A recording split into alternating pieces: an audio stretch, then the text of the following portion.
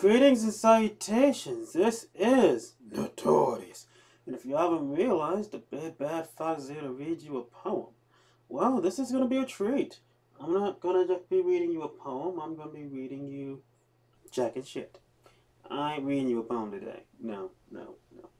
Today, I get to do something that I haven't done in a long time. I get to record myself teaching. To the most part. I'm probably going to pronounce the title of the way you pronounce this type of poem horribly wrong. Villanella, that's probably horribly wrong, but we'll go with it. Professor, please tell me how it's pronounced. I'll give it time. Thank you. Well, I'm going to go ahead. I have several poems right here. And this is how this is going to work while I'm talking to you from this beautiful thing called a computer monitor, aka the flatboard, aka Corey, you're going to be helping me with it if you haven't realized it, because I'm going to be doing other stuff. I'm waving to me right now. So anyway, this is going to be quite simple. If those who do not realize or know, a villanella, or villanelle, Villanelle, is a poem composed of 6 stanzas, 2 repeating refrains, and the rhyme scheme of a 6-year-old child. And by rhyme scheme of a 6-year-old child, I mean, Corey, can you do me a favor? Pause it here. As I said, it's pretty much that simple. The thing is, though, what's a modern one? A modern one is pretty much very interesting what I've seen some poets do with this. Of course, you can add words or take away words and stuff, but a lot of them keep to that 2-bar refrain. As I said before, if you weren't paying attention to me behind me, I'll explain it now like this. The style of a villanelle, again, I'm going to pronounce it horribly wrong this entire thing, so Professor Rocha, please forgive my horrible English. It is composed of a refrain of A1, B, A2. The large A1 and large A2 are going to be repeated through the entirety of the poem as the last line of each stanza. Remember, these stanzas are going to be 3 bars. 3 lines, that's it. 6 of them, 3 bars apiece. And then the 6th one, you do include but both refrains of A1 and A2.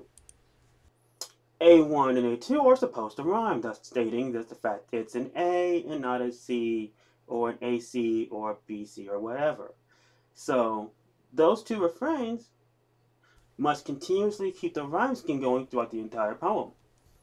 Managed to do this, you got yourself vanilla. Managed to do this for 6 bars. I applaud you.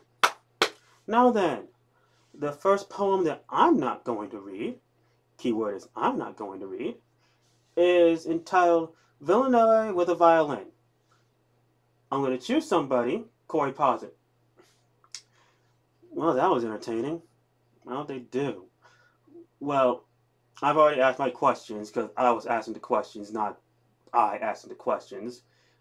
So, the next one we are going to proceed to read is entitled One Art. Oh, if you didn't hear me say what the person's name who wrote the first time, I'm sorry, I'm not going to tell you who wrote it. You can see who wrote it. But I'll do it with this once just so it'll be fair. Because this one is actually very, very, very popular, apparently. It's entitled One Art by Elizabeth Bishop. It's in the book. A poem I found is actually in the book. It's amazing. But, okay, we'll go ahead and choose someone else. Corey, pause it.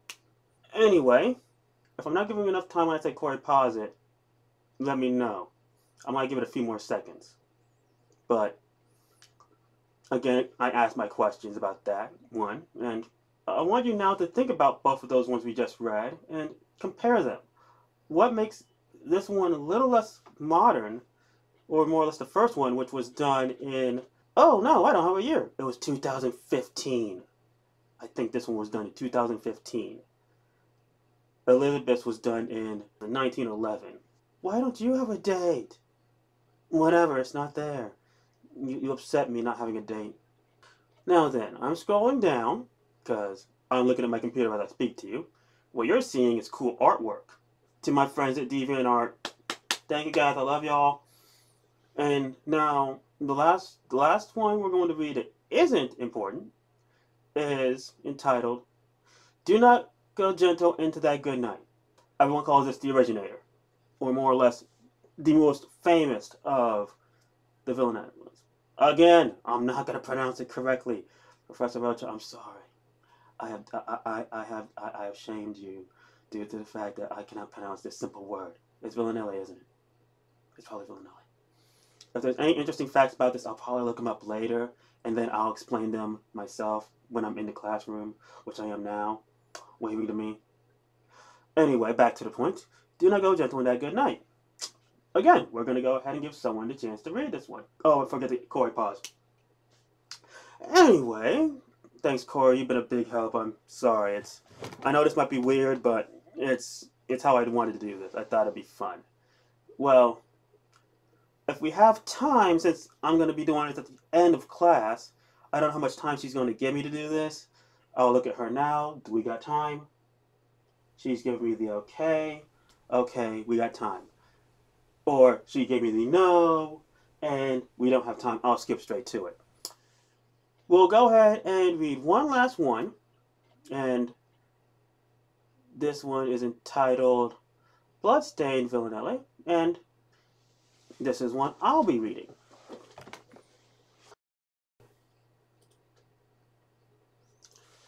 Seeing the blood stain as the rain flushes away the lingering pain that borders the madness enveloped in the being of the moon, giving in the lust that forced me to pursue this perfect frame, yet understanding the serenity of insanity that she has come to claim, mourning for the morning to take flight and break the evening dune, seeing the blood stain as the rain flushes away the lingering pain with low lanterns lit, welcoming the cascades of the shattered pane of a stained window, basking in the glory of love gone too soon, giving into lusts that forced me to pursue this perfect frame, haunted by memories, poetic tragedies of those who still blame the very creature who now you are captivated to hear swoon, seeing the blood stain as the rain flushes away the lingering pain that may douse the embers of this city bound in hell's sinking chain, shall shed pity upon thee who falls victim to her masquerading tune, giving into lust that forced me to pursue this perfect frame. Yes, my last glance at my desire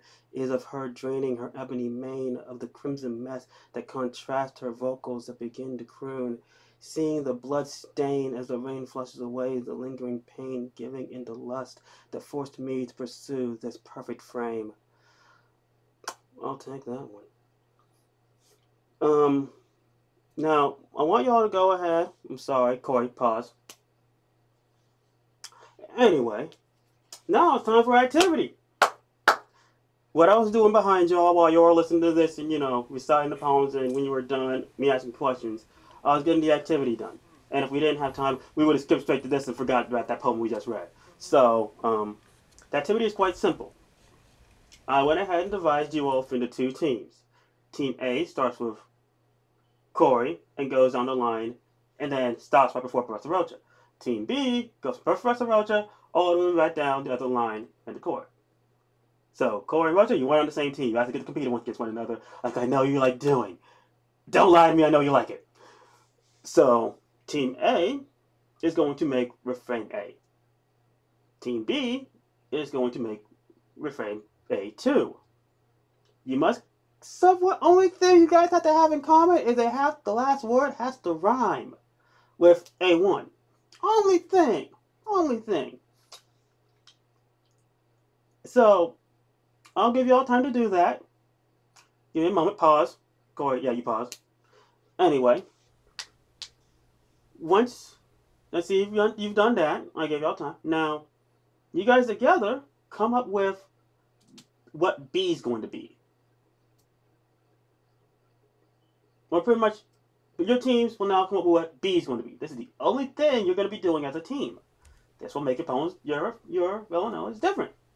Whatever your B is, must be chosen amongst the team. This way, it's not just a bunch of people doing it on their own, or we can do it that way and get a bunch of funky poems. I like the second one. Let's do it that way. Go us. Anyway, everybody's gonna choose what their B is. When we're done, we'll listen to a few of them. I don't know how much time we have left. The rest of our time. We're good. We're good. Okay. We'll read a few of them and then we'll go ahead and have some laughs, debate them, find out how sexually charged they are, see how creepy dark they are, and, have some good old-fashioned fun. So, well, I'll go and let y'all do that. Pause. That was your cue, Chloe. Pause. So, I hope y'all enjoyed that. I'm gonna, right now, put myself on a final pause, aka this video's over. I'm gonna talk to myself now. So, I hope y'all enjoyed that. Now I'm gonna turn this over to me. Me, take over. Thanks, me. Deuces.